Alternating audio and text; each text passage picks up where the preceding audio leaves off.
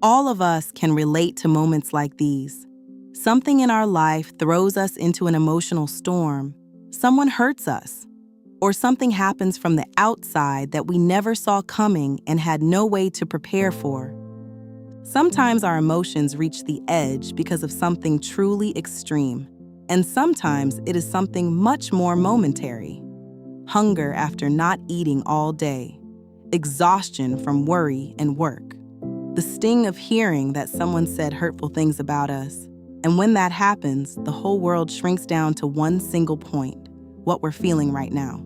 And in moments like that, many of us are ready to burn bridges, let go of our principles, and make decisions that bring immediate relief but carry a long-term cost. And that's exactly what I want to talk about today. Today, I want to invite in one of the less popular figures in the Bible, Esau, a man who lived from the gut, a man of great physical and emotional power, a man who lived in the moment and paid the price for it. And we are not only going to tell his story, we are going to look closely at what happens when we let the Esau within us lead our lives. We are going to ask whether we really have a choice and how, even when life puts us in front of real challenges, we can still make the right decisions. We first meet Esau in the book of Genesis. Rebekah, Isaac's wife, is unable to conceive. After 20 years of prayer and waiting, the miracle finally comes. But instead of peace, she feels something unsettling. There is a struggle inside her, a strange unrest she cannot explain, and it becomes so intense that she goes searching for answers. And the answer she receives is a startling prophecy. She's told that she's carrying twins, but not just any twins. Her 2 sons will become 2 different nations. Each one will carry a completely different way of seeing the world, and they will struggle against one another until in the end, the older will serve the younger. Then, the moment of birth arrives. The first one to come out is Esau, and from the very first moment, he's impossible to ignore. He is red-haired, a baby who already seems to radiate unusual strength and raw life. He's the firstborn, the older son, the one who seems destined for leadership and inheritance. Right after him comes Jacob. And in the story, there's nothing especially striking about his appearance, except for one detail. As he comes out, he is holding on to his brother's heel. That grasp becomes yet another sign of the struggle between them, a struggle that begins in the womb and follows them throughout their lives. As the 2 boys grow up, they become very different from each other. Jacob is drawn to home, to the tents, to a quieter and more inward kind of life. He stays close to his mother, cooks, and seems naturally connected to the more reflective, spiritual side of things. He's the son Rebekah loves most. Esau is his opposite. He belongs outdoors. He's a hunter, rougher by nature, a man driven by what is happening right now. And he's the son his father loves most. After Isaac's father, Abraham, dies, Jacob is cooking a pot of red lentil stew. That same day, Esau goes out into the field and comes back exhausted, and not just tired, finished. He describes himself as if he's about to die.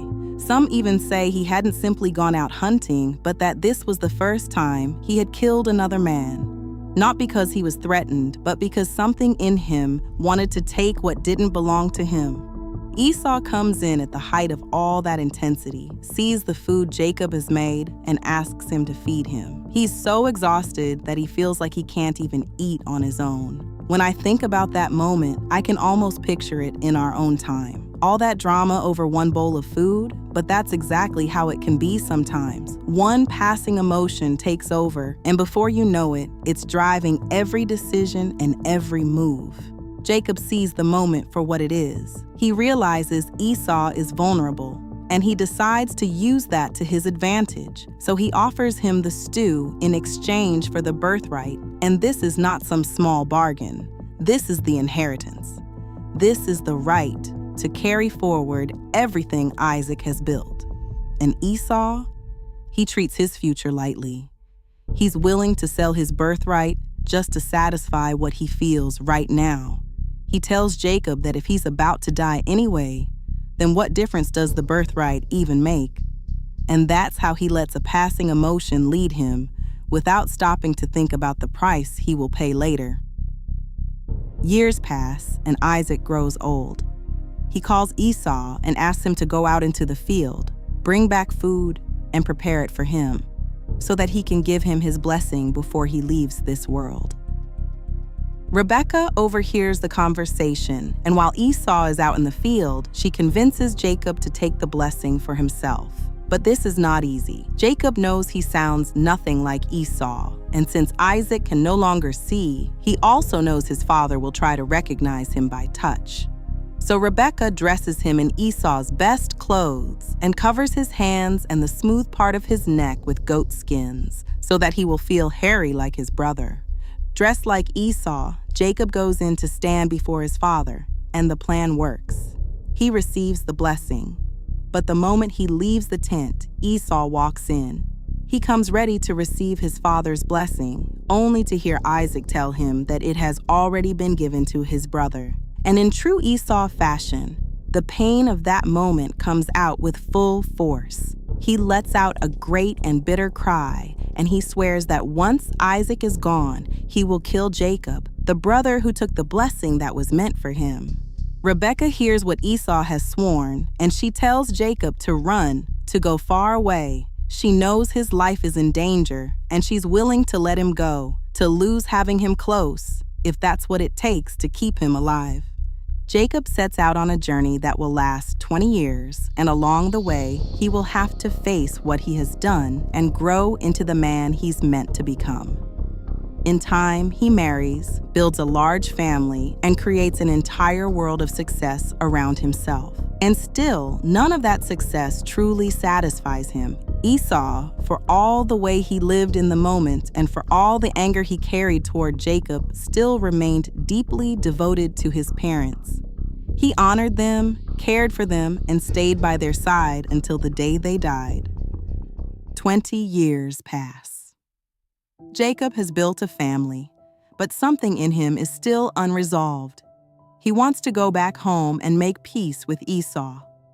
By now, he is already a man in his own right, strong and respected, and yet he still longs for forgiveness, while at the same time, he is afraid of his brother. Jacob begins preparing for what comes next. He plans to return home with his family, and he sends gifts ahead to his brother, hoping Esau will forgive him. But then he hears something terrifying. Esau has not forgiven him. He's coming out against him with 400 men. And if you ask why he would need that many, I imagine Esau is not thinking only about killing Jacob. He wants to destroy everything Jacob represents. Everything he feels was taken from him, including his family and his children. So Jacob gets ready to defend himself. But then something unexpected happens. When he finally comes face to face with Esau, his brother does not reach for his sword. Instead, this man who had lived with such force, whose anger had burned for years, the very man who once swore he would kill him, runs toward him and embraces him. Jacob bows before him, and in that moment, the two brothers make peace. But Esau's story does not end there. While Jacob returned to the land of Canaan, Esau moved away from his brother and settled in Edom. Their lives had separated, and they no longer remained together. And when Jacob passes away, his sons want to bury him beside his father in the cave of Machpelah. But Esau refuses to give up what he believes is rightfully his, and from that moment, a conflict begins, which ends with Esau's death. Throughout his life, Esau was a man of great force, with powerful emotions, and still, he's not really the villain of the story. Yes, he burns with anger, but he also loves his parents. He continues to care for them, to honor them, and to be there for them all the way to the end of their lives, while Jacob, the son who was so deeply loved by his mother, goes far away and is no longer there beside her. The story of Jacob and Esau can be hard to sit with. It's full of emotion, and at times it almost feels like Esau was the one who got used, while the story's sympathy seems to rest more easily with the other brother. But even though Jacob is the central figure, Esau still has something important to teach us about our own lives. And before I move into the lessons and share what I take from this story, I want you to notice something important. Esau does not simply disappear. No, he does not receive the birthright, but he takes his strength and builds a whole new reality in Edom. The Bible tells us that kings were already ruling there long before Israel ever had a kingdom of its own. Esau built a new reality for himself, one of power, wealth, and influence. He created a whole world shaped by strength, and that is really the story of Esau's life. Great power, but also the price of living too much in the here and now. One moment in his life could lift him very high, and another could explode and destroy everything. And the truth is, this story can become our story too. We all know what it feels like when one moment throws everything off. Sometimes it is something big, like losing a job and suddenly not knowing what comes next. And sometimes it is something much smaller, like a flat tire on the way to a meeting, but even that can be enough to shake your whole day. That kind of moment can pull us into a very negative place. And when we react too quickly, the effect of that moment can stay with us for years. That is why I want us to look at Esau's story and ask what it can teach us about managing our emotions in the world we live in today. I want us to focus on 3 main points in this story, and through them understand what we actually need to do if we don't want moments like these to end up costing us so much later on. The first point is knowing how to recognize your bowl of red stew. Esau looked at that bowl of red stew, and in that moment, nothing else mattered to him. That stew is every moment of exhaustion, hunger, hurt, weakness, and overwhelm. Our world moves so fast, and there are so many things that can push us right to the edge and make us react from that place. That bowl of red stew can be anything. It can be something someone said to you, something you saw, or even something that has nothing to do with you and still hits a nerve. And from that one moment, the result can be drastic. Quitting on the spot, hurting people you love, or walking away from a dream just because right now it feels too hard. And if you want to keep a moment like that from turning into real damage, the first thing is to recognize it when it comes. To notice that red. Because when we make decisions in the heat of emotion, we usually make the wrong one. The wiser move is to stop, take a breath, and make one simple rule for yourself. Respond tomorrow. This can happen to any of us. We get flooded, we feel like we have to react right now. But true strength is the ability to wait. If Esau had paused for even a moment, all of that drama could have been avoided, and in the end, he would have received his father's blessing. Here's the rule I want to offer you. Make your biggest decisions tomorrow, not today. Sleep on it. Give yourself time to think, let the emotions settle, and then respond from a clearer mind. If you're thinking about quitting the gym because you're tired of the sore muscles, pause. Look at how far you've already come, or remind yourself of the goal you had when you started, and then decide tomorrow what is actually right for you. And if you feel like you've hit your limit at work because your boss criticized you, pause there too. Ask yourself what you really want, what you would do if you weren't reacting from such a charged place, and what choice would actually serve you best.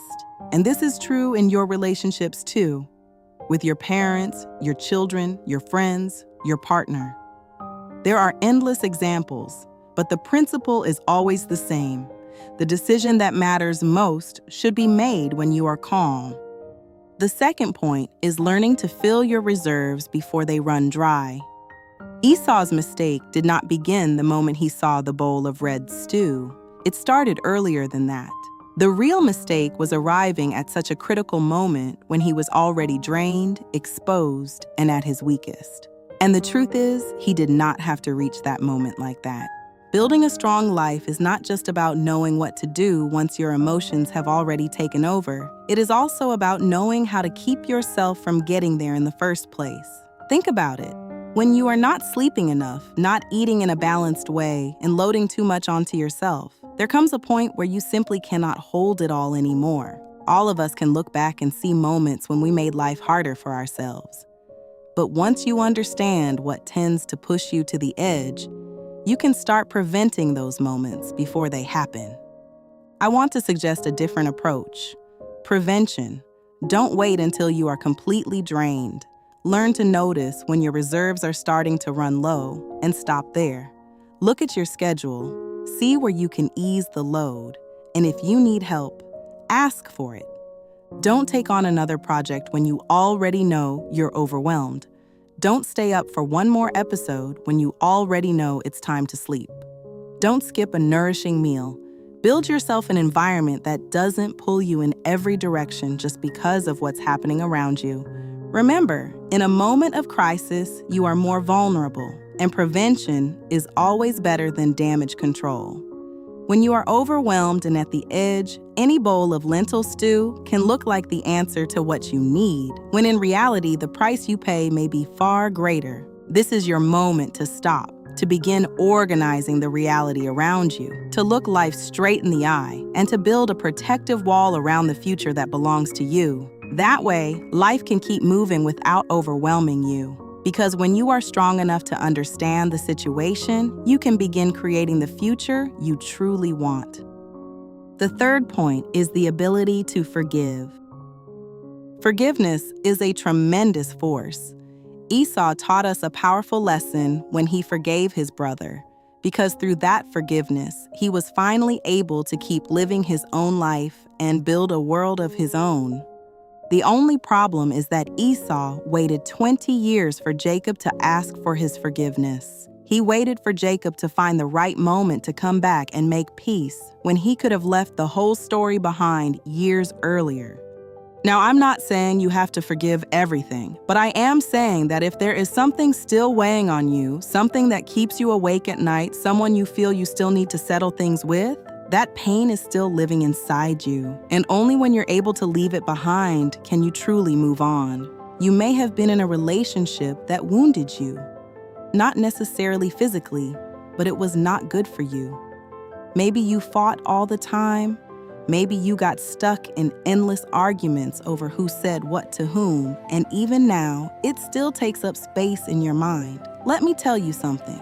As long as you stay focused on who was right, what should have happened, and what should have not, you're still trapped inside that negative story. If you want to move on, give yourself permission to do it. Forgive, not necessarily the other person and not necessarily out loud, but first, let go of this story and allow yourself to move forward. Remember, your emotions can be excellent fuel, but they can also lead you into the wrong decisions. When you learn to listen to your heart, stay connected to what you feel, and still let your mind lead, you can build a powerful reality that lasts and keeps moving you forward. Tell me what touched you most in this story, and if you haven't watched the video about Jacob and Esau yet, you can find it at this link.